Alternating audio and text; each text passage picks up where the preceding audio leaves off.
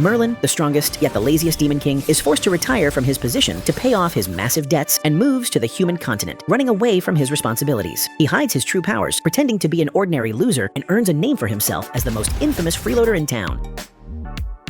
Merlin Lucifer, our protagonist. Currently, Merlin is in the middle of writing the weekly report, when just outside, an unannounced army of human soldiers known as the Church Squad are just outside of his palace, battling his demon soldiers. Merlin's younger sister Lilith goes there to handle the situation and uses her dark charm magic to confuse and make her enemies fight each other. However, a single human soldier, one with an unshakable will, resists her magic entirely. She charges straight at Lilith and overwhelms her without hesitation. This woman is Alice, the 233rd hero of the Land of Light. Lilith, stunned, finally realizes that her charm magic had no effect because her enemy is a woman. So Lilith takes a more direct approach and jokingly attempts to seduce Alice, whispering to her that she wants her in her figurine collection. But before she can get far, Alice unsheathes her sword and engages her in an all-out battle. However, Lilith is the only one who lands a hit, which makes her realize that this generation's hero is nothing special and is pretty mid. Her comment triggers Alice, who retaliates by unleashing the full power of her holy sword. Still, Lilith doesn't take her seriously and attacks the holy sword with her hair made with dragon tendons, only for it to be torn apart in an instant, showing just how dangerous the holy sword truly is. Before long, Alice mounts Lilith, using her magical powers to cuff her hands and legs. With Lilith's defeat, the human soldiers celebrate their victory by shouting in unison, a noise that reaches Merlin's ears. At that moment, he finally snaps, tossing aside his paperwork to handle the disturbance. Meanwhile, with one enemy down,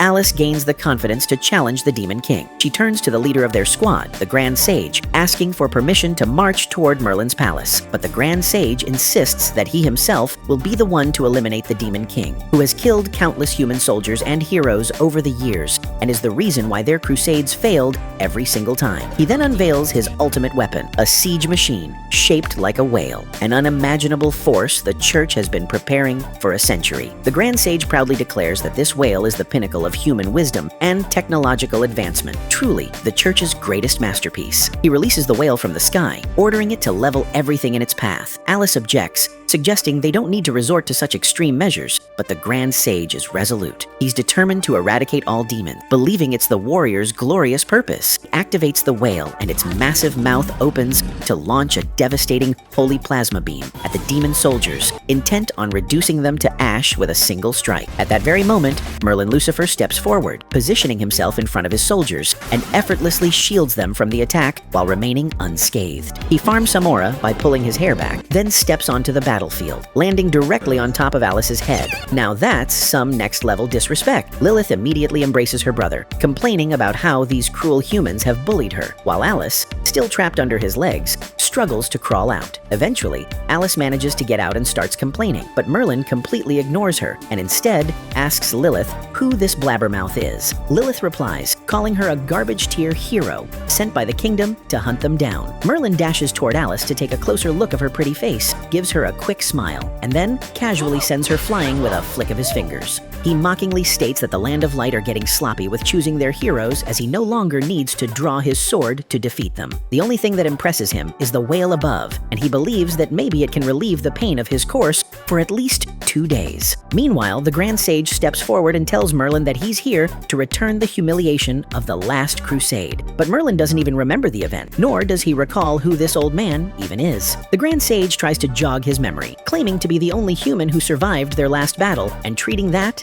as a major achievement. Merlin finally remembers and asks if he's that same coward who wet his pants and begged for his life, promising that if Merlin spared him, he would send more people as a gift to him so he can enhance his performance as a demon king. Hearing this, the hero and the rest of the soldiers are stunned, unable to believe that their leader stooped so low and even attempted to sell them out. The Grand Sage instantly denies the accusation, calling Merlin a liar while stuttering, and in a desperate move to silence him, he uses all his soldiers, gathering all of their magical energy and transferring it to the whale to increase its power 1,000-fold. But Merlin still doesn't see it as enough to bend even a single strand of his hair. Before the whale can launch its attack, he draws his dark blade, and with a single slash, he reduces the entire thing to rubble, completely wiping out the Grand Sage's plan. Realizing his defeat, the old man falls to his knees once again, and this time, clings to Merlin's feet, begging for his life and throwing all the blame onto Alice, claiming that it was her idea to attack in the first place. At that moment, a bell rings from the castle, a reminder that it's time for the weekly meeting of the 7 Demon Kings. And Merlin now has to submit his weekly report. The realization hits him hard. He starts pulling at his hair in panic and rushes back to the castle since he hasn't written a single word, leaving his enemies completely speechless at how the most terrifying Demon King is actually scared of paperwork. Alice tries to stop him midway, reminding him that they're still in the middle of a battle, so Merlin ends it right then and there with another sword slash, annihilating all the humans except Alice, who barely manages to shield herself. Back at the castle, Merlin joins the meeting with the other Demon Kings, who already know he's made zero progress in improving the land of darkness. No profit, no progress, and obviously, no report. Merlin tries to defend himself, saying he just defeated an entire army of humans, a giant flying whale, and has been doing real work, but no one cares. They want numbers and profits, because the palace needs money to run, not dead bodies. They show him how much the other Demon Kings have contributed, making it painfully clear that compared to them, Merlin has done absolutely nothing except slack off. They call him the worst Demon King in history, decide to cut his next week's budget, and ridicule him to the point where he finally snaps. Merlin reminds them that he's the one who has killed millions of enemies, guarded the first palace alone, and kept the other 6 weaker Demon Kings safe all these years. He believes that's a feat no one else can replicate and tells them to stop questioning him, but the others still don't agree, pointing out the massive damage he causes every time he steps onto the battlefield. One of the Demon King, the ruler of lust, pulls out a long list of all the destruction Merlin has caused, destroying the palace 168 times, wrecking infrastructure, breaking battlefield pipelines over 31,000 times, and reveals that because of all this, they've been cutting his salary. Even worse, he currently owes the kingdom a whopping $66 trillion. This debt explains why Merlin, despite being the strongest, was so scared earlier. He can't run, he can't resign, he has to work to pay off the debt. After the absolute disaster of a meeting, Merlin decides to escape. He plans to leave the Demon King's palace forever to run from his debt, sneaking out quietly, until Lilith suddenly appears behind him and scares him half to death. He shares his grand plan with Lilith that hopes that once he's gone, the others will finally realize how much they relied on him and beg for his return. He even starts giggling, imagining his glorious comeback. Lilith, however, thinks he actually got fired, but Merlin insists he resigned to fix his cursed heart, which supposedly keeps shrinking. Although the curse is real, but this guy is clearly making an excuse. Apparently, the only thing that temporarily relieves the pain is slaying powerful enemies. He claims he'll now travel the world, hunting down the strongest foes to lift the curse once and for all. Lilith buys the story but still doesn't want him to go, knowing her brother won't survive a day in the outside world because he's simply worthless at doing anything else other than fighting. As she keeps insisting him to stay, he reveals he owes $66 trillion in debt to the other Demon Kings and will have to work to death to pay it back if he stays here any longer. Hearing this,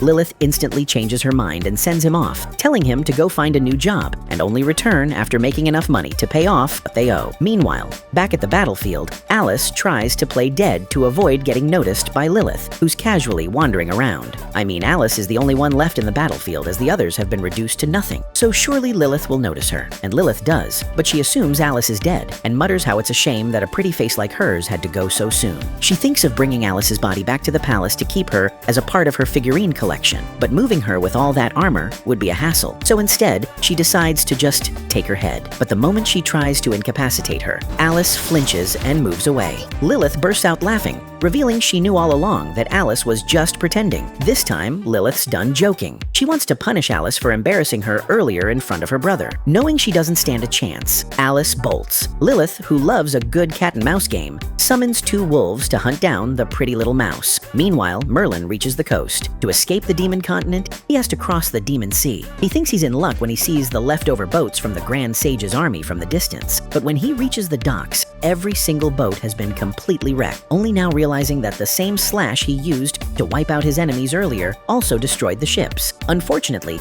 demons can't swim, even though there's the option to walk underwater, which leaves Merlin completely stuck, wondering how he's ever going to get out of this place. He has this small boat, but rowing it across the sea is too much of a hassle for him. That's when Alice comes running, still being chased by the wolves. Realizing that death is imminent, she finally remembers her master's words, how they always told her not to become a hero, as she was still too weak and wouldn't stand a chance against non-human warriors. Back then, Alice didn't listen to her master's words, wanting to become famous. Moreover, staying with her master in barren snow mountains made her believe she'll never find the prince of her dreams. Only now does she understand that her master was right. This world is far too terrifying. She prays to the gods to let her live, just once, promising that she'll only go out again after refining her skills. She somehow manages to gather enough strength to defeat one of the wolves, but the other transforms into its true demon form and completely overwhelms her. On the verge of death, she begs for mercy, screaming about how she wants to fall in love and have kids before dying. That's when her unlikely savior, Merlin, descends from the sky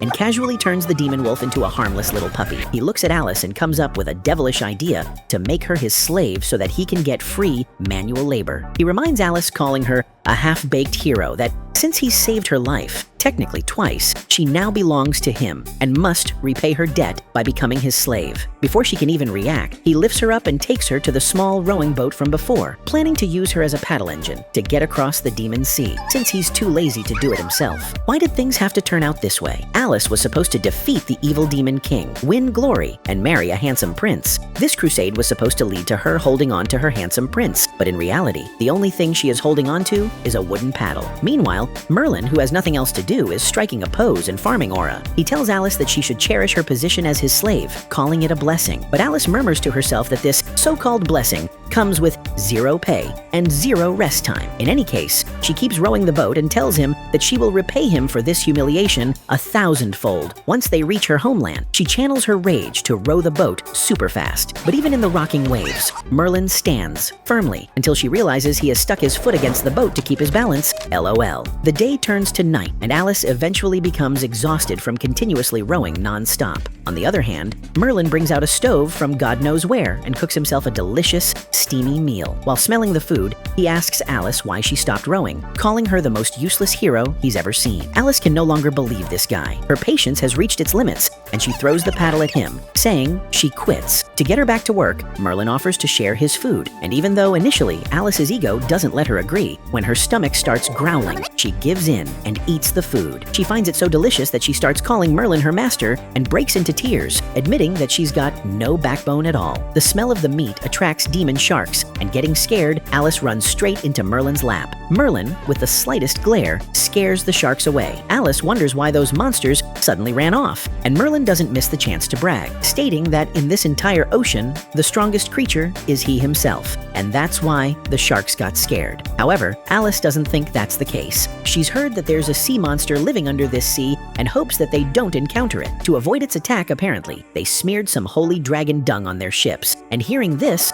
Merlin finally realizes why Alice's army smelled so stinky. She becomes defensive and goes on a very long lecture, telling him how the holy dragon's poop is more valuable than gold. But apparently, the dragon has mysteriously disappeared. If her words have the slightest truth in them, it means that if Merlin sells the dragon's poop, he might finally be able to pay his debts without working. So, he brings out a contract crystal that binds demon beasts and reveals that he has the holy dragon, who he's named Bucky, in his possession. He now wants to use Bucky's poop to repay his debt, and is kinda glad that he no longer needs to leave the continent. However, with a sudden twist of fate, Merlin's hand slips, and the crystal falls into the sea. With the crystal lost and Merlin unable to swim, he has no other option but to go to the land of light with Alice. Moving on, they notice how calm the sea has gotten all of a sudden. With no fish anywhere to be seen, Merlin suspects that there's a powerful predator nearby. Just as he says so, the sea monster reveals itself from beneath them. However, Merlin doesn't engage with the monster, revealing to Alice that he can't swim. So Alice takes the initiative herself and stabs the sea monster with her sword, which not only does no damage at all, but actually infuriates the monster. Merlin tries to convince the monster to do something significant in its worthless existence by ferrying them across the ocean, but the monster spits at him instead. It then tries to devour them by sucking down all the nearby water, and as the boat is about to crack open, Merlin finally draws his sword and, with a single slash, slays the monster. Merlin may be arrogant and shameless, but one thing is now clear to Alice. Merlin Merlin is the strongest being in existence. The rest of their journey goes smoothly, and not long after, they reach the shore. Merlin comments on how exhausting this entire trip was for him, even though he just slacked off and made Alice do everything. Alice points out his hypocrisy, but Merlin states that he did make a contribution by commanding her wisely. Otherwise, they would have never made it ashore. Yeah, right. In any case, Merlin believes that Alice is too useless for him to keep as his slave anymore, so he fires her, telling her not to be sad about it, as it was never meant to be. She literally can't believe the sheer audacity of this guy. She shouts at him, saying she never wishes to see his face again, and turns the other way. But Merlin stops her again, as he needs her help once more. This time, he asks her to take off her armor, and as she resists, he takes it off himself, but not because he wanted to see her sacred plot. Actually, he has no cash and wants to sell Alice's mithril armor for money. He thinks he deserves it since he saved her again by defeating the sea monster earlier and dashes away, finally leaving Alice stranded there at the shore. Meanwhile, back at his castle, Lilith is chilling around because she believes that her hopeless, useless brother will just crawl back to her after realizing how hard life is in the outside world. When Alice returns to the city, she isn't welcomed warmly, but dragged into court, held accountable for the deaths of her comrades. The judge declares that it was due to her incompetence that the troops sent to subjugate Merlin were completely annihilated. On top of that, she's also lost her mithril armor, which had been passed down to heroes for generations. As punishment, the judge strips her of her status as a hero and demands she compensate the kingdom with 50 million gold coins. Alice tries to defend herself, saying her armor was taken by the Demon King, but her excuses fall on deaf ears. The verdict is already final. A year passes, and Alice is now seen on a ship, fighting two pirates who are holy tiers, one rank above her in combat. She's here to rescue the mayor's daughter, taken hostage, but she's so bad at fighting that the pirates burst into laughter mid-battle. Just as they're about to finish her off, something unexpected happens. A man suddenly lands on top of the two pirates, crushing them beneath his feet. He wonders aloud where the two holy tier pirates went to, not realizing that he has crushed them upon landing, and Alice informs him that they're right beneath his feet. It's clear he's Merlin in his human disguise, and he has come after overhearing that the pirates were holy tiers and wants to slay them to numb the pain of his curse. Before attacking, Merlin politely apologizes to the two pirates, saying it's nothing personal, and draws his sword, cutting them down with a single slash that creates massive shockwaves, which also destroy the backup ships Alice had called in. Alice, unable to recognize him as the Demon Lord since she hasn't seen his face yet, starts fantasizing about having a romantic encounter with this mysterious adventurer. She slowly walks toward him, eager to see his face, but Merlin flies away like Superman before she can get close. Not long after, a news reporter delivers a live report on the incident, revealing to the public that the entire rescue fleet was wiped out by a mysterious criminal already known across the nation as the Nightblade. Alice grabs the mic from the reporter and offers her very much unwanted opinion, that Nightblade is not a criminal, but a hero who defeated the holy tier pirates. She starts gushing over him, saying she's never seen such a strong, graceful swordsman, and genuinely admits how much she admires him. Anyway, Alice returns home and adds 250 gold to her stash, bringing her total savings to 10,000 gold. She gets excited, thinking she's finally making progress, and she only needs 49,990,000 more to clear her debt. And that's when she realizes just how truly screwed she is. She curses Merlin for not only ruining her reputation, but also saddling her with a pile of debt she can never repay. She slams her table in rage and accidentally spills water on her guild commission papers, which she carefully goes through again, only to notice a 5,000 gold bounty on a man who's apparently been freeloading in the south. Of course, this guy is Merlin, and his smug grin makes that more obvious. Alice begins to suspect it too, but quickly dismisses the thought, convinced that the Demon King wouldn't stoop as low as freeloading. In any case, she has other things to do. Before leaving, she worships the picture of Nightblade's back, kisses it, and begs him to bless her with enough luck to pay off her debt. At the same time, she curses the Demon King, hoping he falls into an endless debt at least 10 times worse than hers. Speaking of the devil, Merlin has made quite a name for himself over the past year as a wanted criminal. But what really hurts his ego is the bounty placed on him, only 5,000 gold. He continues farming aura until his stomach starts growling, forcing him to stop posing. Lol. He shares his misfortune with us, explaining how his grand plan to sell the mithril armor and become filthy rich fell apart when he blew all the money in just a few weeks. Since then, he's been freeloading and scamming his way across the land, doing whatever it takes to survive. Now, he's searching for his next target and comes across a small town. But just as he's about to enter, two robbers approach him. Before they can demand his belongings, Merlin plays the Uno reverse card and demands theirs, leaving them confused, wondering if they've accidentally crossed paths with another robber. He insists he's completely broke, but the robbers want his sword. Merlin tries to scare them off, warning that if he draws it, their worthless faces will be wiped off the map, but they laugh it off, thinking he's bluffing. One of the robbers even decides to show Merlin what true skill is by peeling an apple with style. While the other robber is impressed, Merlin, possibly the greatest swordsman alive, is not. To show them what real skill looks like, he calmly places the younger robber behind him, then draws his blade, slicing the older robber into pieces in a single motion, exposing the robber true goblin form. The younger one panics, revealing himself as a goblin too, and flees for his life,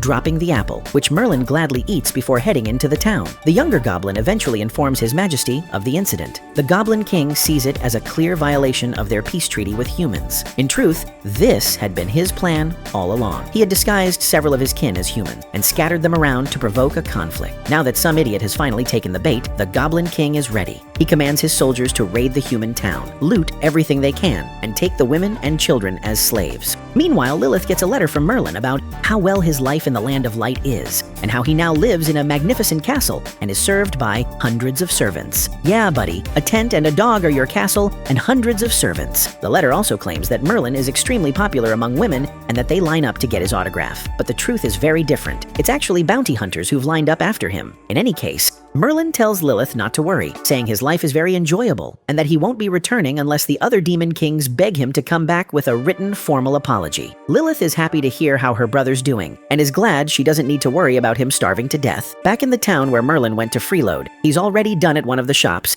and has defeated the shop's hatchet man. The shopkeeper gets scared upon recognizing Merlin, and Merlin gladly lets him get a good look at his gorgeous face, assuming someone has finally realized that he is the ruler of pride from the first Demon King's palace. However, the shopkeeper only recognizes him as the petty freeloader of the South, leaving him devastated by the fact that his entire reputation as the Demon King has been ruined because of his side quests. Anyway, the shopkeeper screams for help, yelling that the freeloader of the South has appeared, and in an instant, support arrives from everywhere. Not wanting to pick a meaningless fight, Merlin dashes away, yelling that he is not a freeloader. While walking back, he runs into a kid who is impressed by his looks and offers to pay him if he puts on a good performance. Merlin decides to put on a show for the kid, but at the last second refrains from drawing his sword. He doesn't want to risk the kid getting hurt. Still, he thinks he's done enough and demands at least 10 gold coins for his performance. But the kid, not so easy to fool, refuses and calls Merlin a pathetic loser for trying to scam people instead of getting an actual job. Merlin has had enough disrespect from this 12-year-old and, to make him pay, snatches the ice cream cone from the kid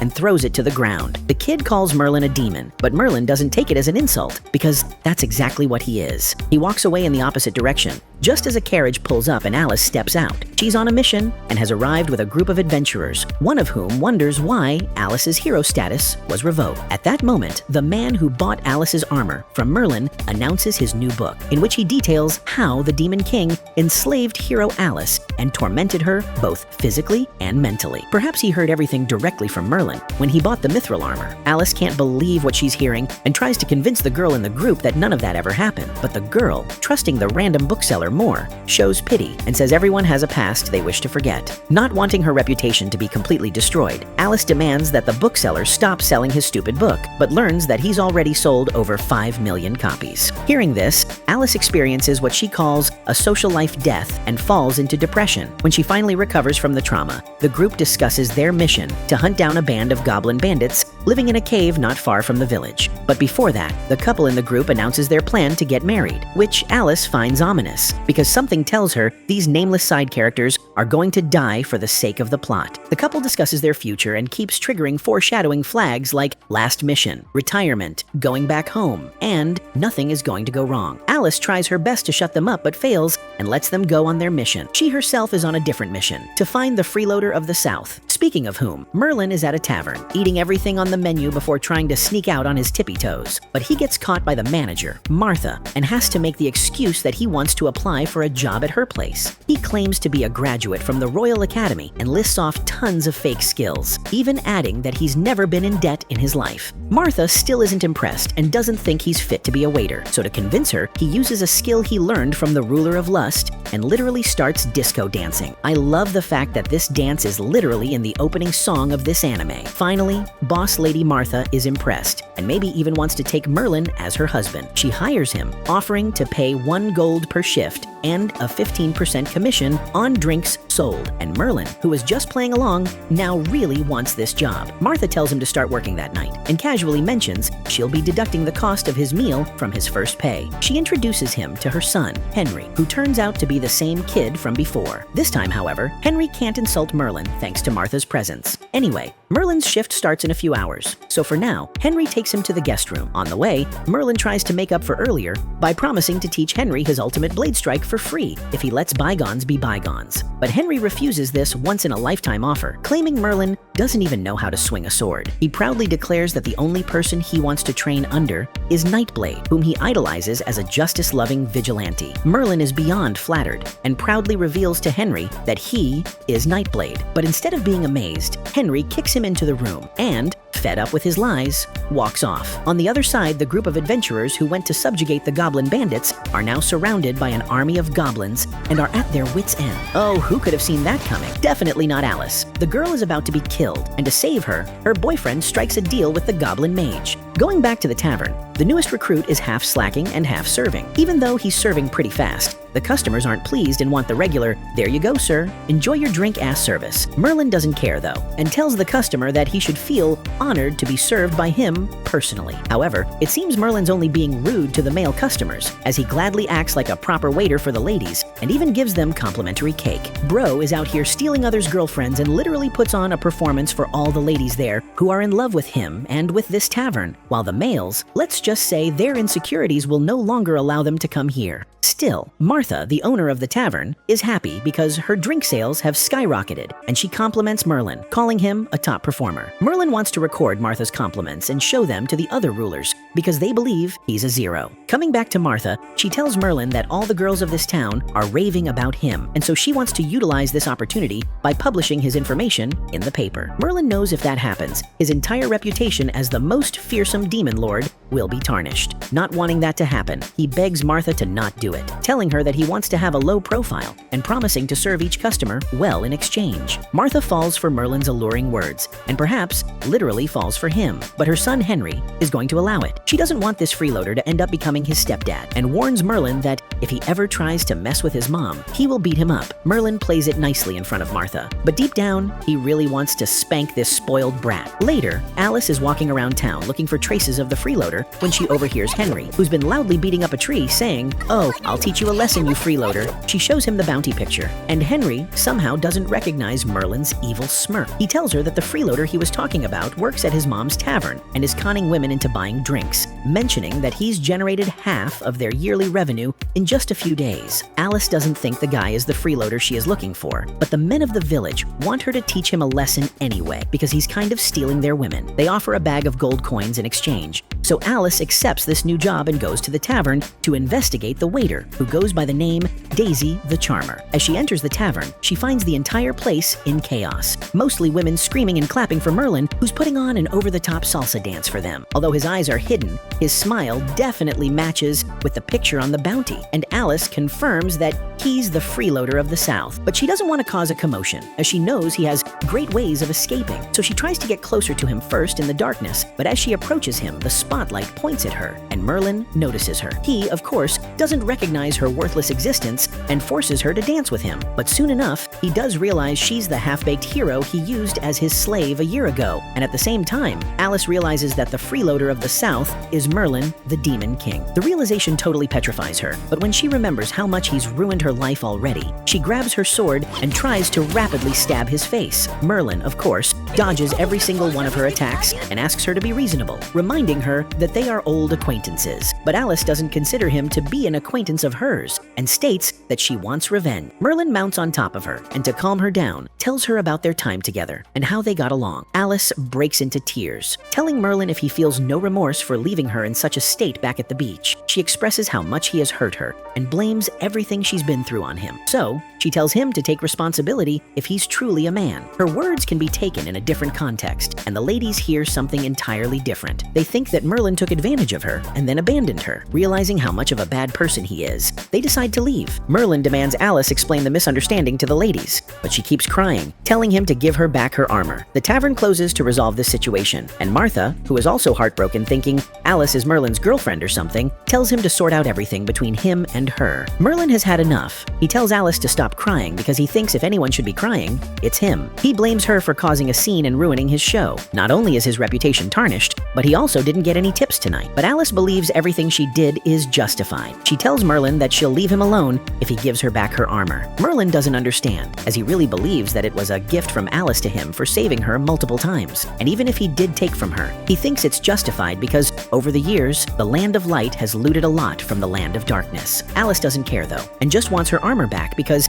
if she manages to return it to the kingdom might close her debts. Unfortunately for her, Merlin has sold it for tens of millions of gold coins and has spent all of it in no time, but he tells her to not worry about it, saying that her armor was just a piece of junk. Alice still doesn't care and threatens to arrest Merlin if he doesn't give her armor back to her somehow. Hearing her threat, Merlin starts to smile like a villain because who is she kidding? He reminds her of the fact that he defeated a sea monster with a single strike that scared her country's strongest navy, to the point that they placed dragon poop in their ships. So, she must be a fool if she thinks she or anyone in this country can arrest him. Alice also realizes that and throws away her sword. She tells Merlin that she owes the country 50 million gold in debt, and Merlin is impressed. In the course of this year, he only owes a few thousand gold coins here and there, and the fact that she somehow racked up 50 million is crazy to him. But what he doesn't realize is that it's all his fault. She, with her broken heart, finally explains everything to him. How the kingdom has saddled her with this massive debt for losing the armor that he stole, and how she had to join the Adventurers Guild and take on high-risk missions to save up money to pay her debts. Merlin ignores Alice's depressing story completely and puts his focus on the Adventurers Guild, asking her if there are really high rewards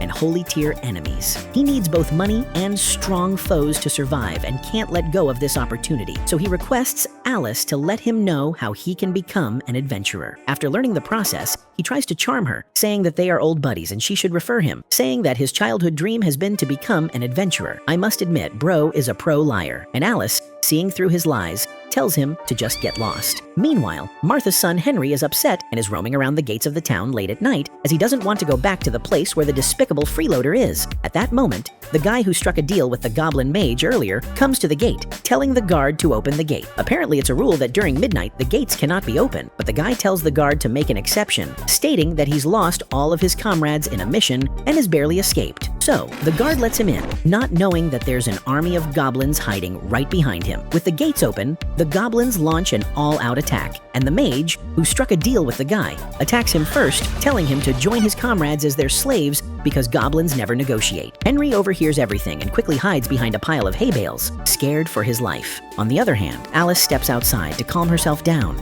and wonders why the Demon Lord's stripper dancer now wants to be an adventurer. She's upset that she'll never get that 5,000 gold anymore, as it's practically impossible to catch Merlin. The only thing she's certain of is that if she gets involved with him again, it will only bring her terrible luck. Her only hope now is to meet her Prince of Dreams, Nightblade, who she believes will save her from this demon. After venting her frustration, she looks around and notices the nearby houses are on fire. Meanwhile, two goblin brutes barge into the tavern. Merlin, assuming they're customers, welcomes them in, but when the goblins announce that they're here to loot the place, Merlin throws them out and assures the guests that there's no need to panic, winning their hearts yet again. Martha wonders why goblins are showing up at this time of night and becomes worried for her son, Henry, who hasn't returned home yet. She rushes outside, telling Merlin to handle things at the tavern, and he takes it upon himself to deal with the waves of goblins that keep coming one after another. After defeating them, he grabs his sword and heads out to help Martha, because if she gets hurt, he won't get paid for his work. Martha is almost reunited with her son, but the goblins get to her first and drag her off to make her their slave. Henry wants to help, but his legs won't move. He subconsciously knows that only death awaits if he steps out of hiding. On the other hand, Merlin casually strolls past the chaos, ignoring the goblins. But the goblins keep making the mistake of attacking him every time, and each attempt results in their demise. Alice confronts Merlin, convinced that he conspired with the goblins to attack the village. Merlin replies by asking how a hero could have such low IQ. He makes it clear that he, the mighty Demon King, would never stoop so low as to team up with pathetic creatures like goblins. He doesn't have time to deal with Alice's dumb accusations, so he ignores her and walks away. She suggests they team up to save the townspeople by driving out the goblin, but he's not doing it for free and demands 10,000 gold in return. Of course, Alice doesn't have the money, and he's the reason she owes 50 million, so there's no way she'll pay him a single penny. With nothing more to say, Merlin walks away, leaving Alice no choice but to defend the village on her own. She begins fighting off the goblins using her ice magic, taking them down one after the other, even though they begin to outnumber her. That's when the goblin mage steps up to battle Alice, claiming that even an elite-tier mage like her can't win against an entire army alone. Just then, a younger goblin who had fled from Merlin when he first entered the town comes crying to the goblin mage, reporting that he saw that monstrous guy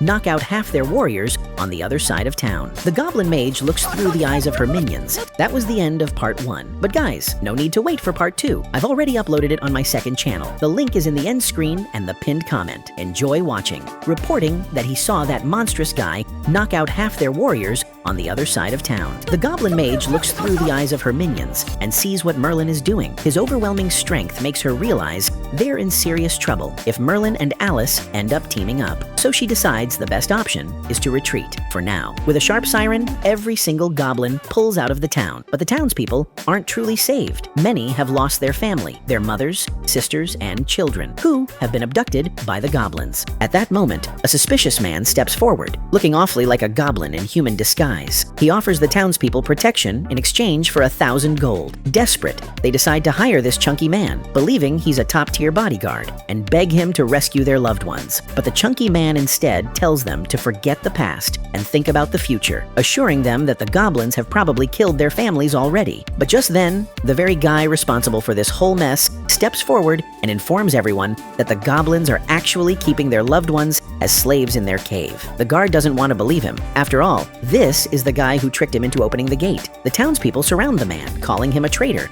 and the chunky man also moves to hurt him. But Alice jumps in to defend him, explaining the situation that forced him to make such a decision. She urges everyone to stop blaming each other and instead grab their weapons and follow her to rescue those who were taken. To prove she's dependable, she tells everyone that she's this kingdom's 233rd ranked hero. But that only makes the people more skeptical of her, as they've heard rumors of her selling herself to the Demon King as a slave. The chunky man joins in with the crowd, telling them not to trust the Demon King's slave and the goblin's lackey. He even suggests beating both of them up to avenge their lost loved ones. Alice realizes this fatty is bad news and shows him his place by kicking him in the gut, shutting him up on the spot. She then, once again, tells everyone not to take the coward's route and to join her in the fight, but when no one steps forward, she walks off alone. Seeing her leave, Henry calls everyone cowards. Not wanting to be like them, he steps up to assist Alice and heads to the tavern to retrieve his dad's old sword. That's when he runs into 2 goblin brutes who haven't yet left town. He bravely tries to fight them off, but ends up getting almost beaten up instead. Thankfully, Merlin shows up just in time, saves the day, and ends up getting super annoyed. He has to work overtime to find Martha, and these goblins just won't stop getting in his way. Merlin tells Henry to go to sleep since it's getting late, but how can he? His mom's just been taken by goblins. Merlin tells him to think wisely. He shouldn't play hero when he's this weak. If he does something reckless like that, he'll just end up getting killed, or worse, enslaved. Henry says he knows he's weak and probably won't be able to do much, but that doesn't mean he's gonna sit back and do nothing. He brings up how brave Alice is,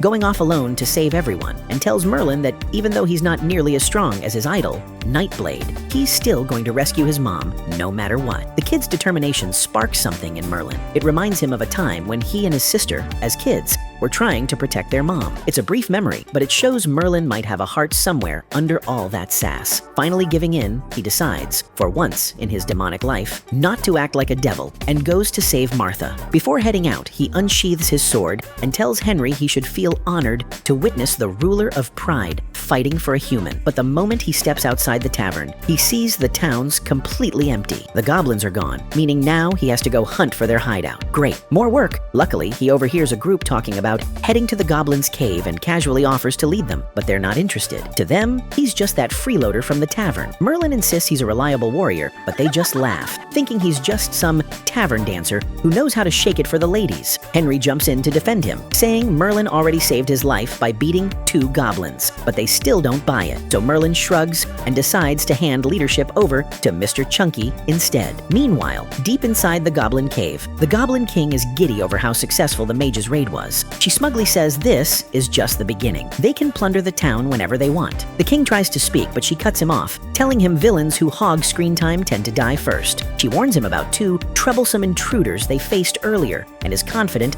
they'll return. So, she's already laid out traps, convinced her plan is foolproof. Soon after, Merlin and the group reach the cave. Without thinking, Henry the Brave charges straight in and triggers a flame barrier, with Merlin casually getting caught in it too, because of course he didn't care enough to dodge. Confident they've won, the Goblin Mage steps out with her squad, demanding everyone surrender or get roasted. Mr. Chunky's courage evaporates instantly, and he begs Merlin to save them. Merlin sighs and walks through the flame barrier like it's a curtain of warm mist. The goblins start clapping for the mage, cheering her on. She's all proud of herself, until Merlin joins in on the celebration with an unsettling grin and appears behind her like a final boss, asking, "What's so funny?" The mage flips out. How the heck did this guy survive? She asks who he is, and that simple, "Who are you?" sends Merlin spiraling into an identity crisis. Is he the Demon Lord? A waiter? A freeloader? A stripper? He can't say Demon Lord. Imagine the PR disaster if word got out that the ruler of demons was moonlighting as a waiter in some backwater town. So instead, he flashes a peace sign and introduces himself as Daisy, the friendly tavern waiter. Shockingly, his riz doesn't charm the lady, but the male goblins go feral. Miss Mage nearly pukes and instantly gets serious again, not sensing any strong battle aura from Merlin. She assumes he's just a lucky weakling. She draws her weapon,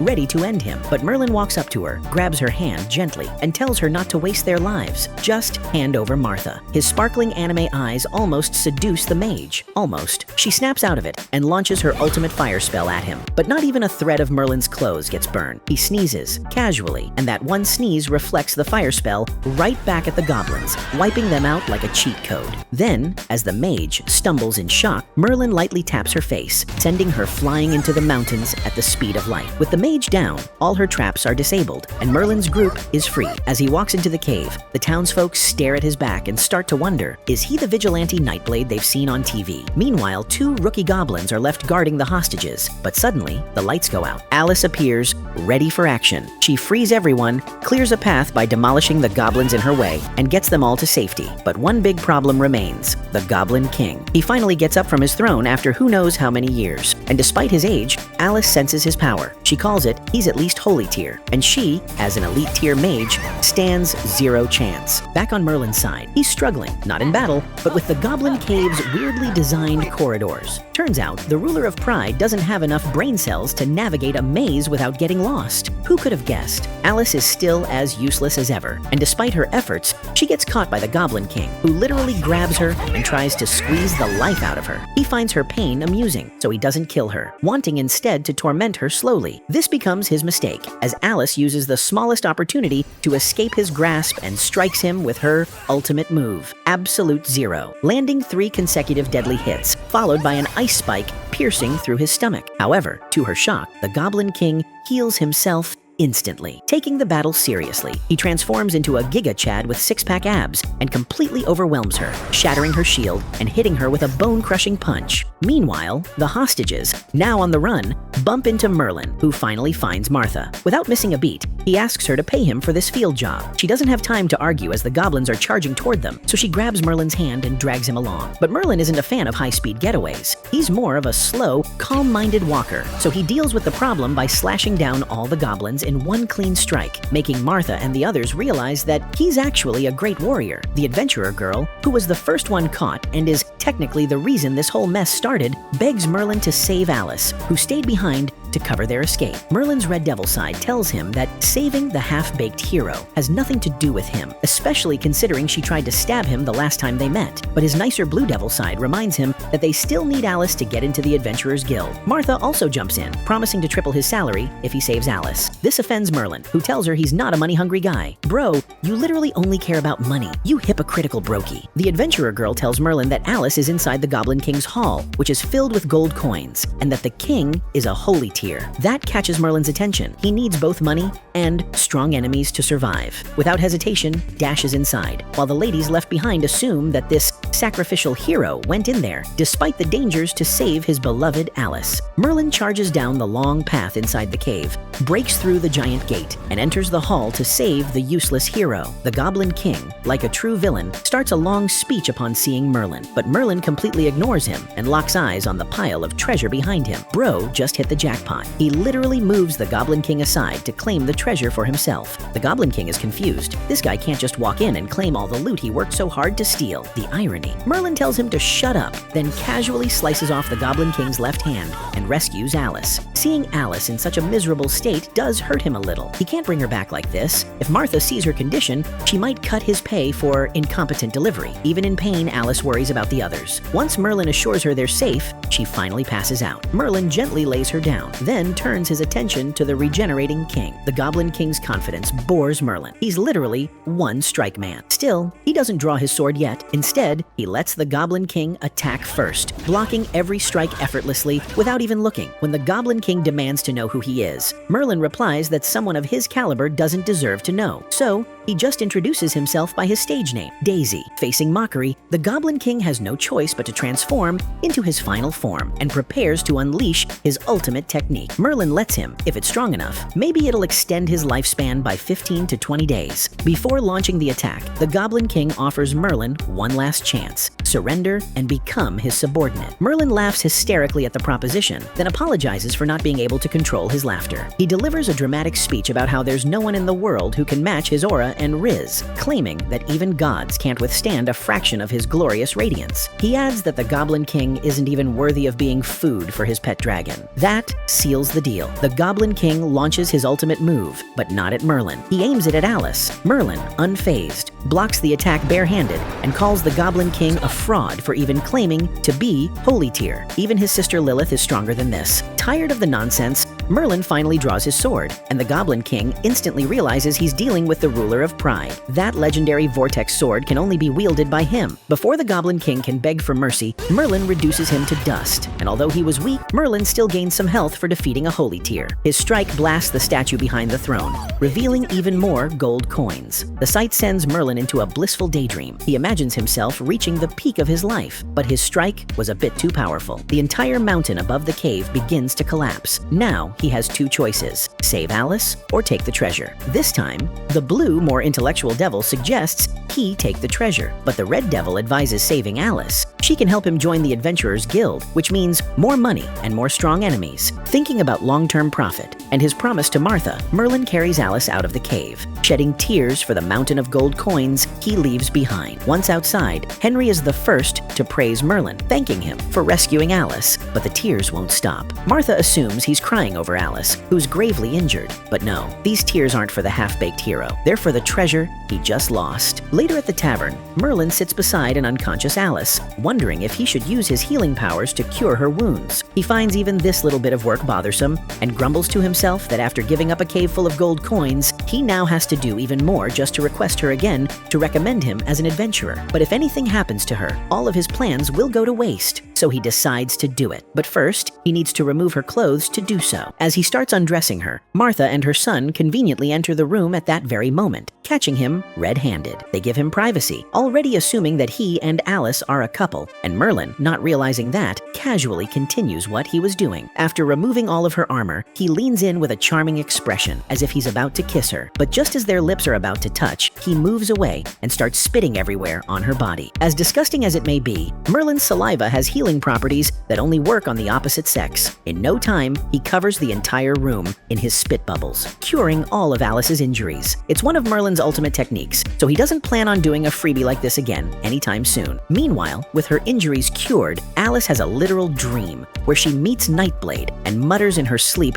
that he's so handsome and that she loves him the most. Merlin realizes that his technique not only heals people, but also gives them weird dreams. In any case, he doesn't sleep that night and stays in her room to protect her from any further harm. The next morning, Alice wakes up to find Merlin already gone. She's greeted by the adventurer girl, who tells her everything that happened after she got knocked out by the Goblin King. Alice can't believe Merlin saved her life and goes into shock. The adventurer girl tells her not to hold any grudges, because in love, fights happen. Alice insists there's an obvious misunderstanding and that they're mortal enemies only, but but nobody takes her seriously. In any case, the adventurers group is now leaving the town with their guild commission coming to an end. Before they leave, they thank Alice for all she's done for them. Just before departing, the adventurer girl teases Alice about what happened with Merlin the entire night, saying she was in the next room and heard them laughing and giggling all night. Although that was Alice talking in her sleep, she can't believe Merlin was with her the entire time while she was unconscious, and is horrified to find herself without clothes. Out in town, Merlin notices a crowd gathered where a news reporter has arrived to cover the goblin battle. The chunky man claims to be the village's savior, bragging about how he single-handedly defeated all the goblins. But the moment he sees Merlin giving him the side eye, he bolts before he gets whacked. With Mr. Chunky gone,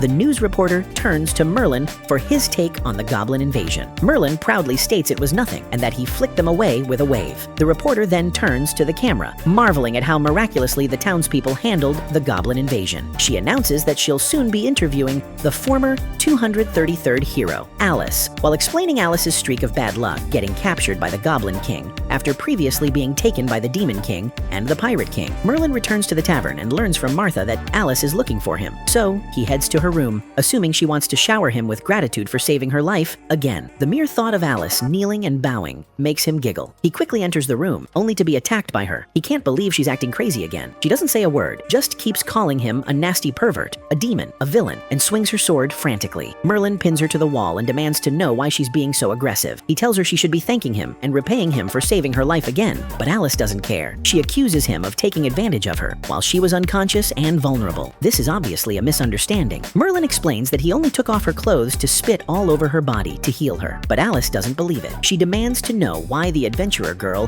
heard funny noises all night coming from their room. Merlin reveals the truth. Alice was deep in her dreams, shouting stuff like, "Oh, I love you," and "You so handsome," completely embarrassing her. With Alice finally believing him, Merlin scolds her for being so hostile and calls her ungrateful. She reluctantly forces herself to thank him, but Merlin pretends not to hear and asks her to say it again. So she screams at him, just the usual. He still refuses to accept, reminding her he gave up an entire cave of gold coins for her sake. So now she has to repay his great kindness by recommending him as an adventurer. Alice agrees, and so Merlin quits his job, bidding farewell to his fangirls and fan aunties. He also says goodbye to Martha and Henry, telling the boy to take good care of his mom now that he won't be around to protect. With everything settled, Merlin and Alice hop onto the carriage. Merlin comments on how absurd it is that everyone mistook them for a couple. Alice, for once, agrees, adding that she would never date a stripper like him. Offended, Merlin snaps back, and just like that, the lovers' quarrel begins for the long journey ahead. Meanwhile, the Goblin Mage, who somehow survived, learns of the Goblin King's death and decides to migrate south with the rest of her army to stay as far away from Merlin as possible. But just then, a mysterious woman appears from the rubble. She reveals that she's taken the third key of the Hell Legion from the treasure room, but she can't afford to leave any witnesses, so she eliminates the Goblin Mage and the rest of the goblins on the spot. Several hours later, Merlin and Alice arrive in front of the Adventurers Guild. Merlin immediately rushes to the guild notice board, looking for some juicy quests to make money, but Alice drags him to the guild receptionist, Lucia, and introduces him. Lucia asks if Merlin is her boyfriend, triggering Alice's short temper to the point she betrays Merlin on the spot, exposing him as the wanted freeloader of the South and demands the 5,000 coin bounty for his capture. Alice clarifies her intention, saying that a person with a criminal record cannot be an adventurer, so she tells the receptionist, Lucia, that Merlin must pay off his debts to get rid of his criminal record, and by becoming an adventurer under Alice's surveillance, repay it through working. Lucia allows it, but since Alice found a loophole in the bounty quest, she only gives her 50 gold coins instead of 5,000. Lucia then turns to Merlin, telling him how much Alice cares for him to have sacrificed so much for him. Merlin cringes to the point he wants to turn himself in, but Alice doesn't let him. He gets mad at her for exposing him, and once again, blames her for costing him an entire cave of goblin treasure. While these two get into the lovers' quarrel again, Lucia prepares a rank evaluation for Merlin, and Merlin wonders what rank the strongest Demon King will get. In this world, the low-level warriors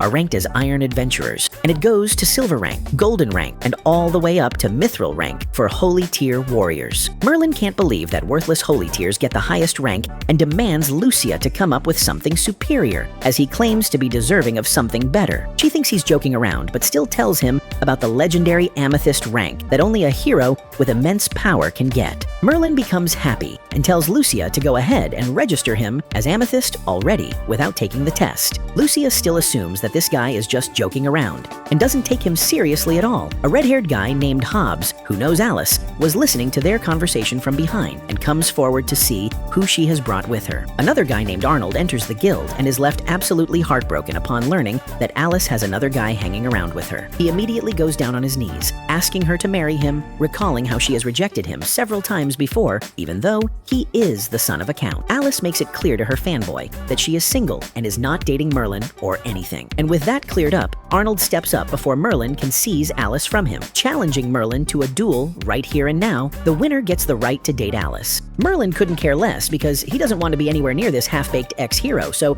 he forfeits before the duel, giving Arnold the win. But Arnold doesn't take it. Instead, he thinks Merlin is mocking him. In any case, as the son of the count, he can't accept this commoner's charity. Like a sentimentalist from the 1800s, he states that he will save Alice from that evil Merlin. But Alice couldn't care less about this entire BS and punches Arnold in the face, telling him to get back to reality. But Arnold, ignoring Alice's words, draws his sword and charges at Merlin. Quite nonchalantly flicks him away with a finger, making him crash headfirst into the roof. Alice reprimands Merlin for hitting Arnold too hard, but at the same time thanks him since she kinda enjoyed it. In any case, Merlin's short display of strength makes him the center of attention at the guild, leaving everyone, including Hobbs, wondering if he's as strong as an elite tier. Merlin takes this comment as an absolute insult and is about to draw his vortex sword, asking Hobbs who he thinks is as useless as an elite tier. Alice calms Merlin down before he wrecks the entire city, assuring him that Hobbs was trying to compliment him because elite tiers are very rare in this guild. Merlin lets it go, but declares that he is going to raise the guild's overall level himself. At that moment, a dark, gloomy man named Claude comes in his way, telling him to move aside. Merlin, of course, couldn't care less, but Alice quickly makes him, sensing the danger it will bring if Merlin picks a fight with this guy. She tells Merlin that she can sense how strong Claude is,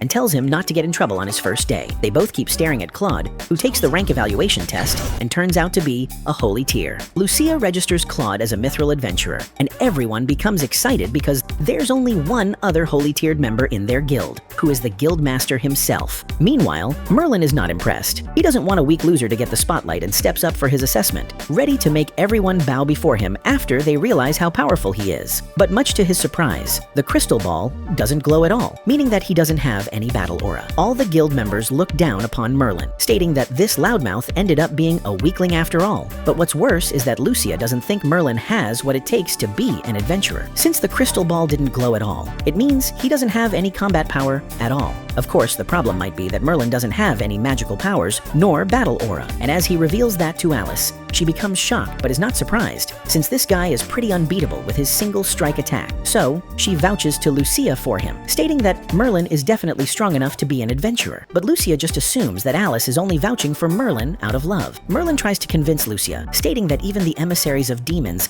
begged him to lead the Hell Legion, and he refused. But she once again assumes he's bluffing. Some of the guys in the back even laugh at Merlin, saying if there was a rank for bluffing, Merlin would definitely get Amethyst tier. Still, Merlin stands his ground, and to prove his strength, tells Lucia to bring the Guildmaster, claiming he can beat him. They all assume he's just talking big like he has been since stepping foot into the guild. The former Guildmaster, a holy tiered man, overhears Merlin bragging and accepts his request, joining him in the guild's battlegrounds for the duel. He brags to Merlin about defeating countless powerful warriors at this very ground, but Merlin ignores him completely and gets busy doing something more important, picking boogers out of his ears. The massive disrespect makes the Guildmaster furious. He tells Merlin to go all out, and if he can get him to move an inch from his ground, he will give him the win, allowing him to register as an adventurer. Merlin, getting the permission to go all out, strikes with his vortex sword, destroying the entire arena. Meanwhile, Alice hopes that Merlin doesn't hurt the Guildmaster too much, and seconds later gets hit with an explosion from Merlin's strike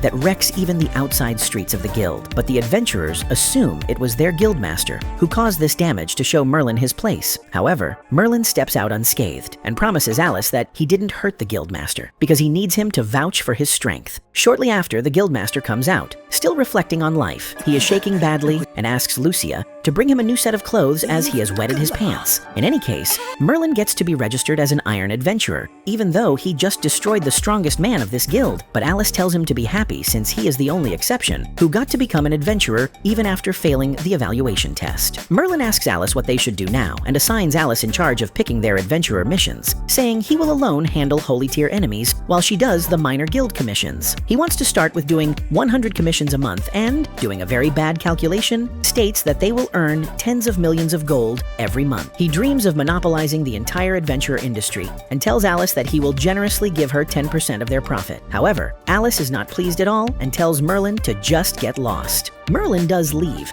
cursing Alice repeatedly for not learning her place after all this time. In any case, he is hungry but doesn't have enough money to pay for food. Moreover, he doesn't have a place to stay the night. So, he ends up crashing into Alice's house while she is in the shower.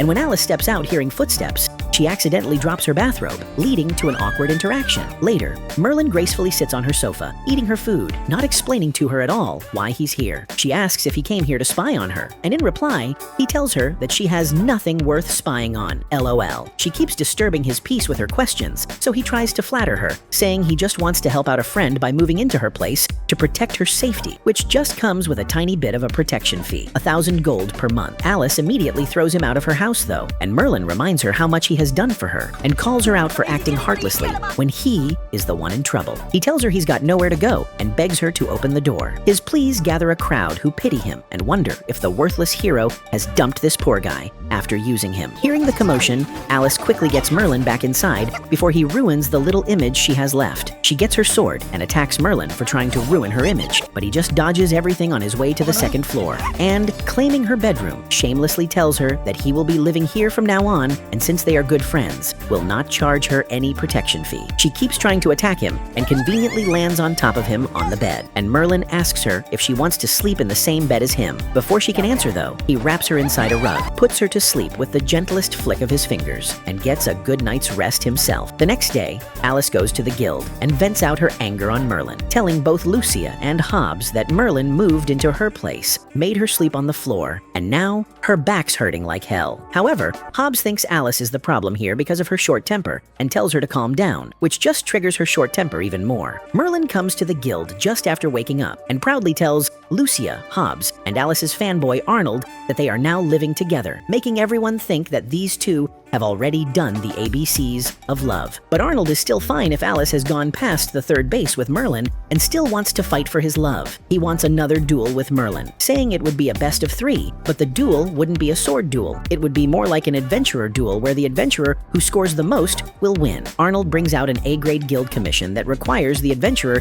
to kill a massive number of undead appearing in Denbighshire. Merlin couldn't care less about the duel, but after learning that the guild commission reward is at 5,000 gold, he accepts the challenge and tells Lucia that he wants to take the commission. However, Lucia states that as an iron rank, he cannot take any commissions alone. So Merlin proposes to Alice that they team up, but Alice doesn't want to be anywhere near him. Arnold takes this opportunity to recruit Alice into his team, telling her that he's already hired Claude, the holy tiered adventurer, by spending a fortune, and promises her if she joins them, they will get the entire 5,000 gold reward. But Merlin states that if Alice teams up with him, she will get a better deal, which is 10% instead of Arnold's equal 3-way split of the earnings. So Alice teams up with Arnold just to mess with Merlin, leaving him wondering where he will find someone to team up with. He ends up choosing the drunk Hobbs and literally kidnaps him. When Hobbs becomes sober and is finally conscious, he finds himself in a carriage with Merlin already on their way to Denbighshire. Hobbs demands an explanation, and Merlin claims that Hobbs begged him to take him on this dangerous mission, which is true, and he was so drunk that he didn't know what he was getting himself into. In any case, Hobbs wants to go back because he's only a low-tier mage while Merlin has no magic power, but Merlin assures Hobbs that they'll be fine, as he has experience dealing with garbage monsters like undead. At that moment,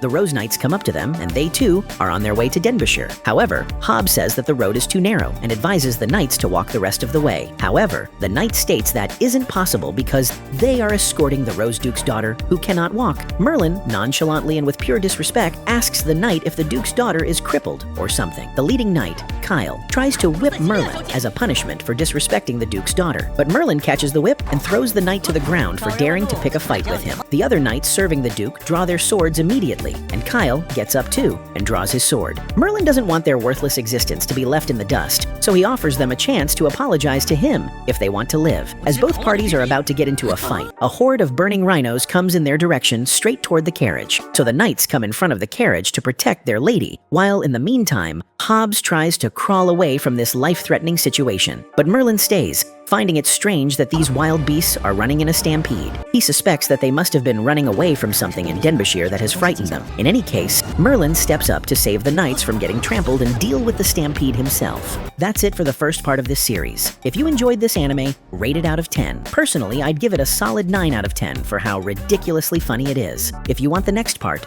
let us know down below, and we'll bring it to you at the speed of light. Thanks for watching.